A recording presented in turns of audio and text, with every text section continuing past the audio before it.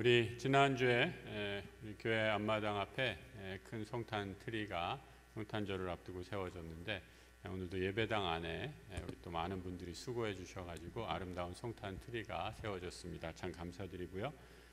또 깜짝 놀랐어요. 사슴을 어디에서 잡아오셔가지고 사슴을 잡아오셨는지 만들어 오셨는지 우리 또 우리 사슴까지 우리 성탄 장식 해주셔서 나중에 우리 가족들이랑 같이 사진 찍어도 좋겠다라는 생각을 합니다. 우리 수고해 주신 모든 분들 감사드리고요. 또 우리 아이들이 딱 보면 막 올라타고 싶어 할 것 같아요. 그래서 우리 주님이 다음 주부터 12월 달로 우리 대림절에 접어들게 됩니다. 예수님이 오신 성탄을 기다리면서 우리가 대림절 시작하게 되는데, 우리 주님께서 우리와 함께 하시는 것들을 더 깊이 새기면서 감사의 시간 보내실 수 있는 대림절 맞으시기를 바랍니다. 오늘은 고린도후서 12장에 있는 말씀을 통해서 약할 때 강함이라 라는 제목을 통해서 함께 말씀의 은혜 나누도록 하겠습니다. 우리의 기도가 응답되지 않을 때, 또 하나님께서 우리의 기도를 거절하시는 것 같을 때 우리는 참 여러 가지로 마음이 무겁고 힘든 것들을 경험하게 됩니다. 하나님이 이것만 좀 잘 들어주시면 내 인생이 더 잘 펴질 수 있고 또 더 한 단계 업그레이드 될 것 같은데, 하나님이 왜 이렇게 내 기도를 들어주시지 않는가라고 이렇게 낙담하고 좌절할 때가 많이 있는 것을 보게 됩니다. 그런데 이런 경험, 이런 좌절, 이런 낙담은 비단 나뿐이 아니라 성경에 있는 많은 믿음의 사람들도 이런 경험을 했던 것을 보게 되죠. 오늘 바울이 바로 그 주인공 가운데 하나입니다. 사도 바울 이전에 또 하나님의 사람이라고 했던 다윗도 기도 가운데 이렇게 절망을 묘사하고 있는 것을 보게 됩니다. 시편 22편에 있는 말씀인데요. 이렇게 다윗이 고백하고 있죠. 내 하나님이여, 내가 낮에도 부르짖고 밤에도 잠잠하지 아니하오나 응답하지 아니하십니다 라고 이렇게 말씀합니다. 이 다윗이 밤낮으로 하나님께 부르짖었는데 하나님 아무 응답이 없으세요. 얼마나 기가 막힌 노릇입니까? 다윗, 하나님의 마음에 합한 자고 또 주께서 사랑하시는 자로 기름 부어서 이스라엘의 왕까지 세워주셨는데, 어찌된 일인지 하나님은 다윗의 간절한 기도에 아무런 응답을 안 하시고 그냥 잠깐 기도하다 만 것이 아니에요. 밤낮으로 간절히 기도했는데도 하나님은 아무런 응답을 하지 않으십니다. 우리 다윗이 이렇게 구약에서 간절히 한탄하면서 또 안타까워하면서 기도했다면, 예수님 신약에 와서 이런 말씀을 하시는 것을 보게 돼요. 요한복음 15장에 있는 말씀인데요. 너희가 내 안에 거하고 내 말이 너희 안에 거하면 무엇이든지 원하는 대로 구하라. 그리하면 어떻게 된다고요? 이루리라 말씀합니다.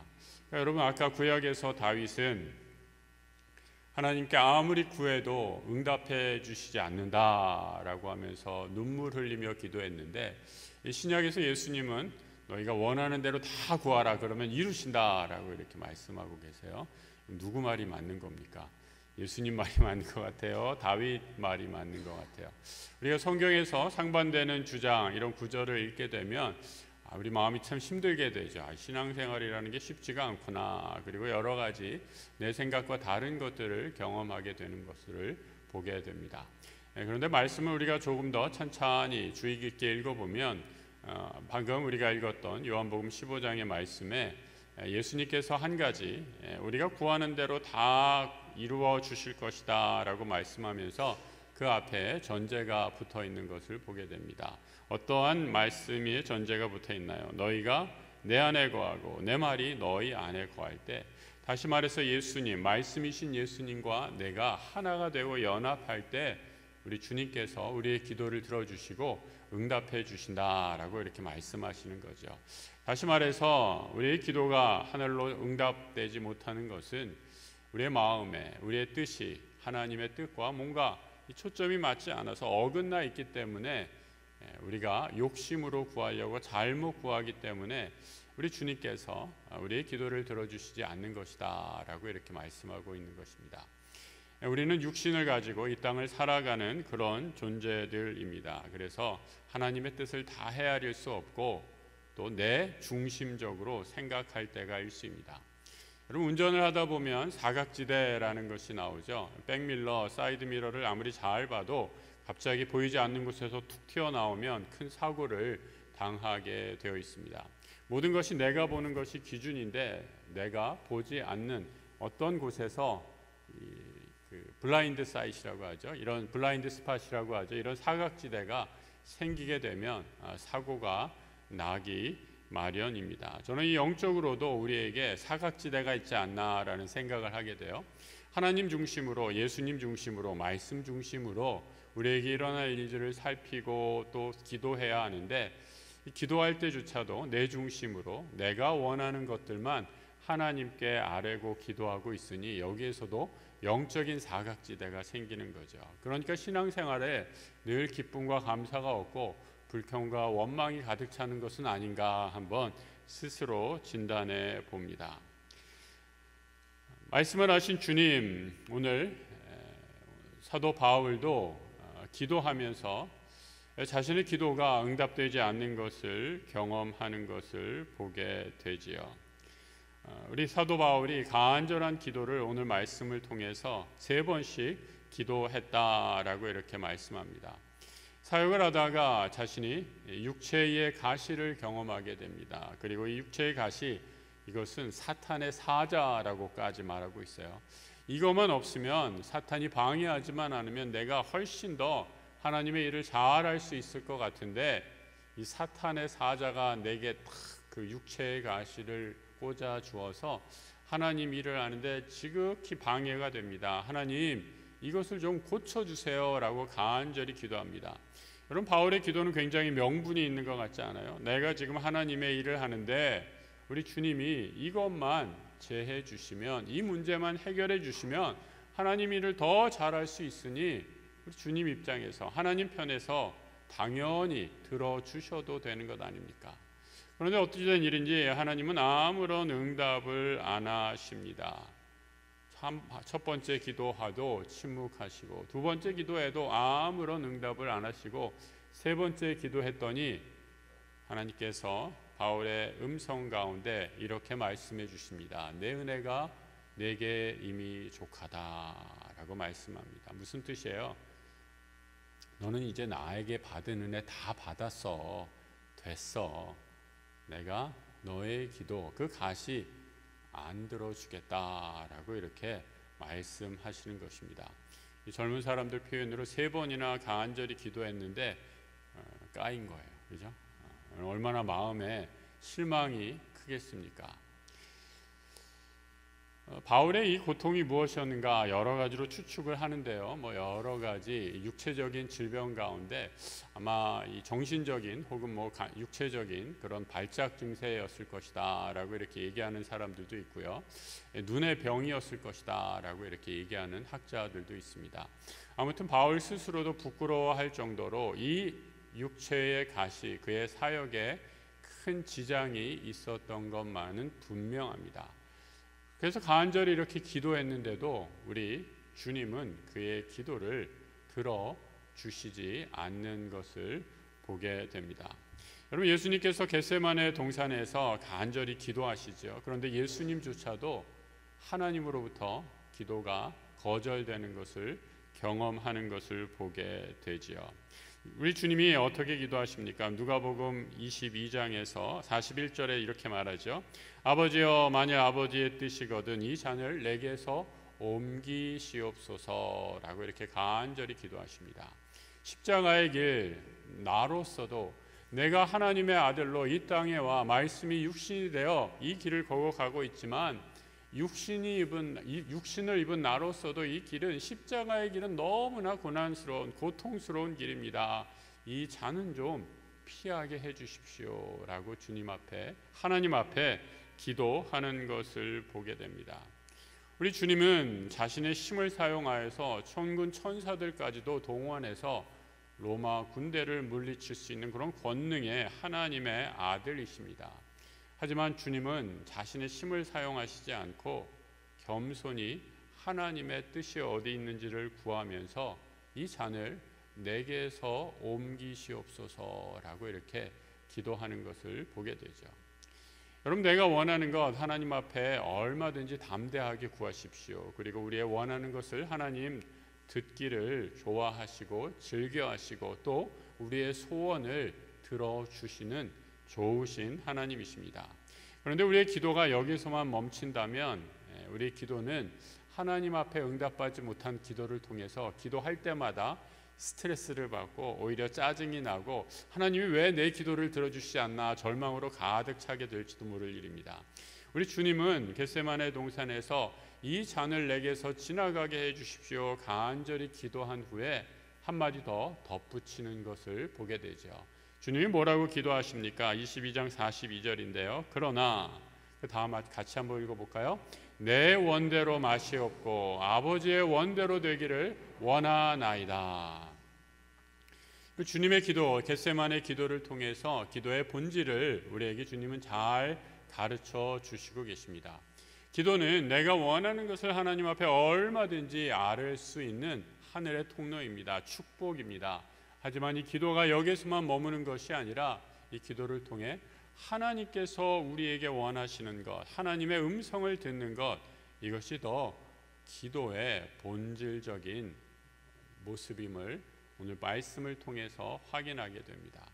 오늘 하나님과 내가 주파수가 맞는가라는 거죠. 내 뜻만 하나님 앞에 올리고 하나님의 말씀, 하나님의 뜻이 어디 있는지를 우리가 파악하지 못한다면 우리는 기도할 때마다 늘 엇갈리고 어긋나게 돼서 하나님의 음성을 들을 수 없게 되는 거죠. 우리 주님은 기도를 통해서 나의 원대로 내 중심으로 기도를 이루어 달라라고 하나님 앞에 때를 쓰는 것이 아니라 기도하는 시간들을 통해서 하나님의 뜻이 내 삶 가운데 이루어지는 것을 바라보며 내 욕심을 내려놓고 하나님의 뜻에 자기 자신을 맞추어 가시는 것을 보게 됩니다. 내 원대로 마시옵고 아버지의 원하는 대로 하옵소서라고 기도하는 것, 나보다 하나님이 먼저입니다라는 것을 고백하는 것입니다. 주님은 바울이 이미 주님으로부터 나에게 내 은혜가 족하다라고 이렇게 말씀하시면서 그 이유를 내 은혜가 족하기 때문에 내가 더 이상 너에게 더 줄 은혜는 없다라고 말씀하시면서 그 이유를 오늘 본문 12장 9절에서 이렇게 말씀하고 계십니다. 같이 한번 읽어보죠.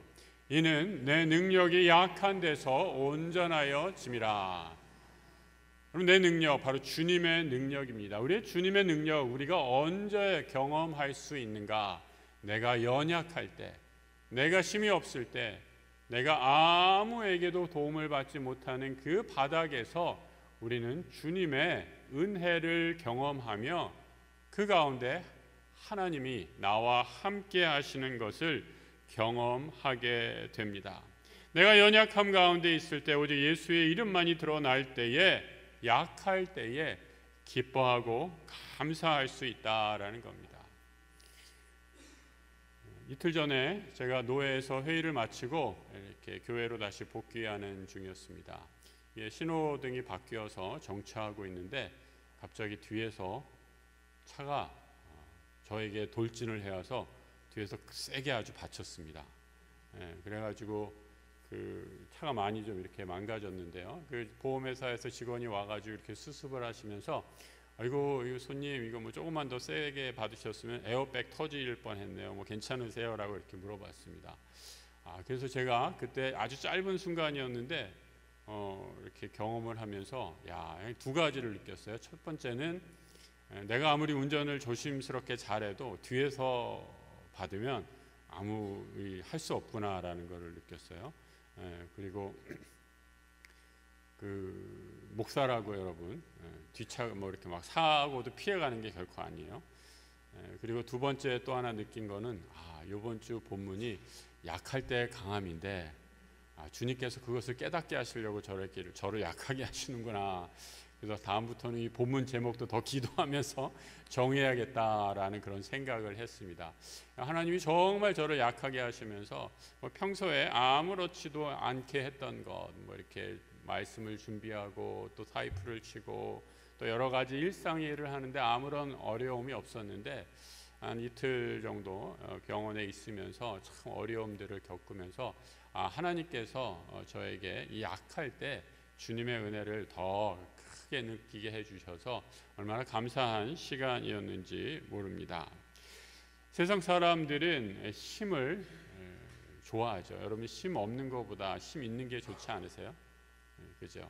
세상 사람들은 파워, 이 힘을 얻기 위해서 다투고 싸우고 심지어 힘 없는 사람을 죽이기까지 합니다. 이 세상의 힘을 권력이라고 얘기를 하고요, 돈의 힘을 재력이라고 얘기하고요, 좋은 학교 출신들 학력이 좋다라고까지 얘기를 하는 세상에서 살고 있습니다. 우리는 보이지는 않지만 다 이렇게 서로가 서로를 향한 힘의 그물망 속에서 그 힘을 더 얻기 위해서 얼마나 그야말로 전쟁과 같은 삶을 살아가고 있는지 모릅니다. 그런데 오늘 사도 바울은 이 힘이 지배하는 세상 가운데 전혀 다른 이야기를 하고 있죠. 아니, 사도 바울의 이야기가 아니라 주님의 말씀입니다. 내가 약할 때에 강해진다라고 이렇게 고백합니다. 나는 약할 때 그 약함 가운데 주님의 능력을 온전히 경험할 수 있기 때문에 바로 그때가 주님의 은혜를 체험할 때입니다 라고 말씀합니다. 우리말에 나는 약하지만 주님이 그때 약할 때가 강함이다 라고 이렇게 말했는데, 영어로 번역한 구절을 보니까 이렇게 돼 있어요. Power is perfected in weakness 라고 이렇게 번역이 됐습니다. 주님의 힘은 언제 완전해지는가? 주님의 권능, 주님이 하늘로부터 나에게 도우시는 그 힘을 경험하고 싶으십니까?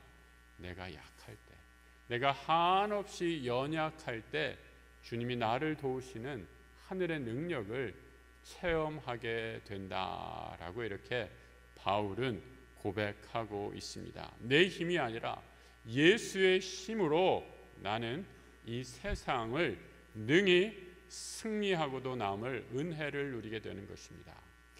여러분, 세상과 내 힘으로 맞서 싸우기를 원하십니까? 아니면 예수의 능력으로 세상과 싸워 승리하기를 원하십니까?